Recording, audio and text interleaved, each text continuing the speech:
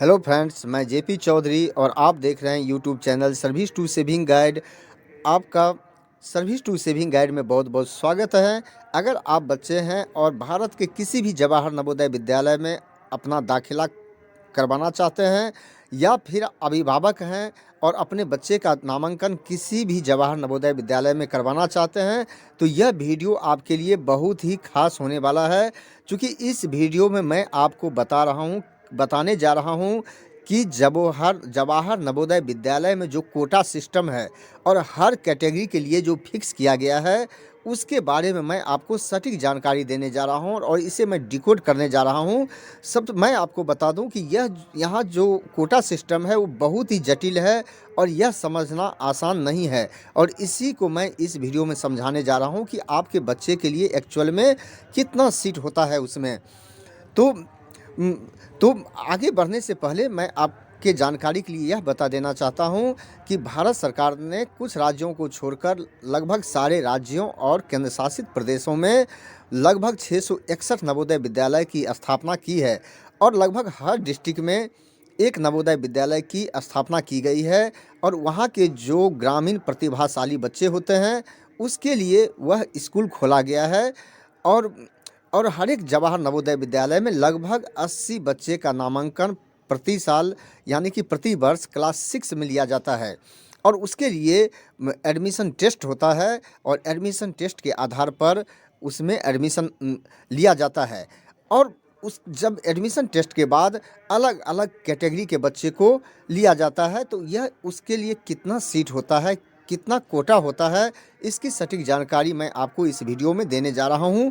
अगर आप ग्रामीण क्षेत्र के बच्चे हैं तो आपके लिए कितना कोटा होगा, शहरी क्षेत्र के बच्चे के लिए कितना होता है, एससी एसटी ओबीसी यानी कि अनुसूचित जाति अनुसूचित जनजाति या फिर अन्य पिछड़े वर्ग के जो बच्चे हैं उसके लिए कितना सीट होता है, अगर गर्ल हैं लड़की हैं तो उसके लिए कितना कोटा होता है, दिव्यांग यानी कि फिजिकली हैंडीकैप बच्चों के लिए कितना कोटा होता है, या फिर ट्रांसजेंडर जो कैटेगरी है, जो ना तो बॉय है ना गर्ल है, उसे ट्रांसजेंडर कैटेगरी कहते हैं, उसके लिए कितना सीट सुरक्षित रखा गया है।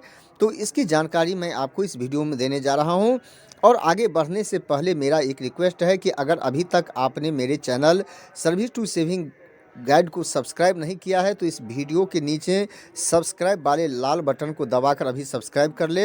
और यह वीडियो अच्छा लगे तो आप ज़्यादा से ज़्यादा लाइक और शेयर ज़रूर कीजिएगा ताकि दूसरों को भी इसका फ़ायदा मिल सके।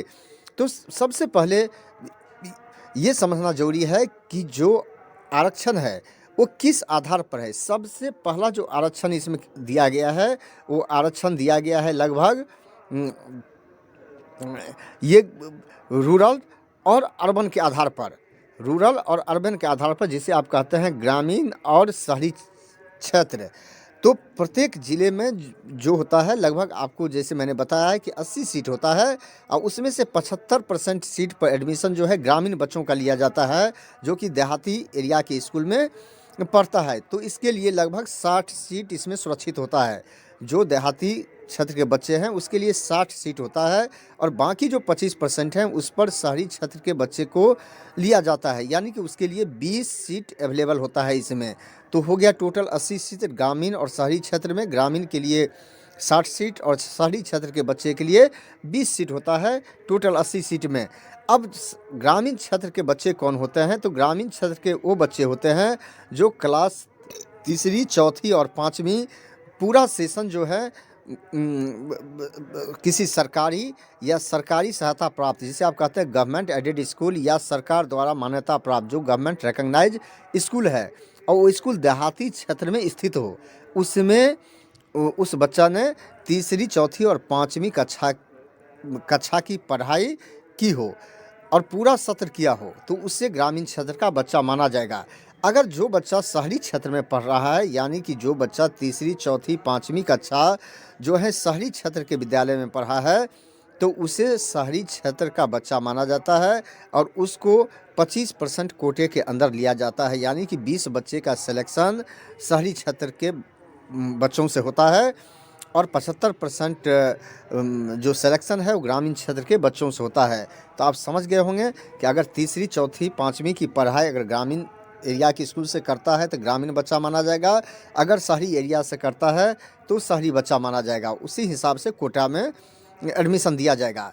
अब बात करते हैं कि अनुसूचित जाति, अनुसूचित जनजाति जिसे आप कहते हैं शेड्यूल कास्ट, शेड्यूल ट्राइब, तो जहाँ तक शेड्यूल कास्ट की बात है तो उसके लिए 15% सीट आरक्षित है। और 15% जो 80 का जो 15% होता है लगभग 12 सीट होता है, जिस पर अनुसूचित जाति के बच्चों का एडमिशन होता है। और 7.5% सीट जो हैं वो शेड्यूल कास्ट यानी कि अनुसूचित जनजाति के बच्चों के लिए सुरक्षित रखा गया है, जो कि लगभग 6 होता है, यानी कि 6 बच्चे का एडमिशन अनुसूचित जनजाति के कैटेगरी से लिया जाता है। तो आप समझ गए हैं कि 15.5% जो हैं शेड्यूल कास्ट के लिए हैं और 7.5% शेड्यूल ट्राइब के लिए है। अब बात करते हैं ओबीसी के लिए, जिसे आप हिंदी में कहते हैं अन्य पिछड़ा वर्ग। तो उसके लिए कितना है? पहले तो ऐसा प्रोविज़न नहीं था, लेकिन रिसेंट में इसे लागू किया गया है, जो कि 27% है। और 27% जो होता है इस पर लगभग 21-22 बच्चे का एडमिशन ओबीसी कैटेगरी से लिया जाता है इसमें। तो आप समझ गए कि ओबीसी के को कितना रिजर्वेशन है, उसके लिए कितना कोटा है। अब बात करते हैं बालिका के लिए कि जो कि गर्ल चाइल्ड है, उसके लिए भी स्थान सुरक्षित किया गया है।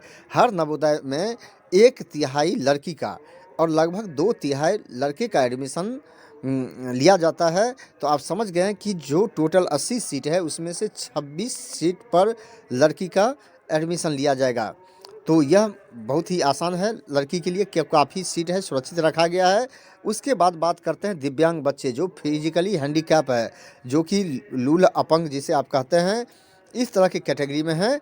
तो उसके लिए लगभग 3% जो है, जिसे हम कह सकते हैं 3% रिजर्वेशन है, जो कि टोटल अगर सीट में कन्वर्ट करें तो 80 में ये 2 या 3 सीट होता है, जिस पर दिव्यांग बच्चों यानी कि फिजिकली हैंडीकैप बच्चों का एडमिशन लिया जाता है। अब बात करते हैं यहाँ पर कि दिव्यांग बच्चा किसको कहते हैं? जिसकी विकलांगता जो है 40% से ज़्यादा होता है, और यह मेडिकल सर्टिफिकेट जो है सो सिविल सर्जन के द्वारा जारी होता है कि इसकी विकलांगता का लेवल कितना है, वही सर्टिफाई करते हैं और उसी से ये सर्टिफिकेट लेना पड़ता है और वहाँ जमा करना पड़ता है स्कूल में। अब बात करते हैं ट्रांसजेंडर, जो कि ना तो लड़का होता है ना लड़की होता है, तो उसके लिए कोई सीट यहाँ सुरक्षित नहीं है। अगर उस कैटेगरी से किसी बच्चे का सिलेक्शन हो जाता है तो लड़के के लिए जो 2/3 सीट सुरक्षित है उसी में उसको एडजस्ट किया जाता है, उसके लिए कोई अलग से आरक्षण नहीं है। तो दोस्तों, मुझे पूरा विश्वास है कि अब आपको समझ में आ गया होगा कि ग्रामीण और शहरी क्षेत्र हो या फिर SC ST OBC हो या फिर गर्ल चाइल्ड हो यानी जिसे बालिका कहते हैं या फिजिकली हैंडीकैप कहते हैं, उसका जो लेवल है उसके लिए कितना सीट सुरक्षित रखा गया है और उसके जो डिफ़िकल्टी का लेवल है एडमिशन का, वो क्या हो सकता है। क्योंकि किसी भी जवाहर नवोदय विद्यालय में 2000 से लेके लगभग 20,000 तक फॉर्म यानी कि एप्लीकेशन आता है और उसमें सिर्फ 80 बच्चे का सिलेक्शन होता है। तो आप समझ सकते हैं कि यह कितना टफ एग्ज़ाम हो सकता है। अब आप इसी को ध्यान में रखते हुए आप अपने बच्चे की तैयारी करवाएंगे, ताकि उसकी सफलता की गारंटी मिल सके। तो मुझे पूरा विश्वास है कि यह वीडियो अच्छा लगा होगा। अच्छा लगा तो यह देखने के लिए आपको बहुत बहुत धन्यवाद। और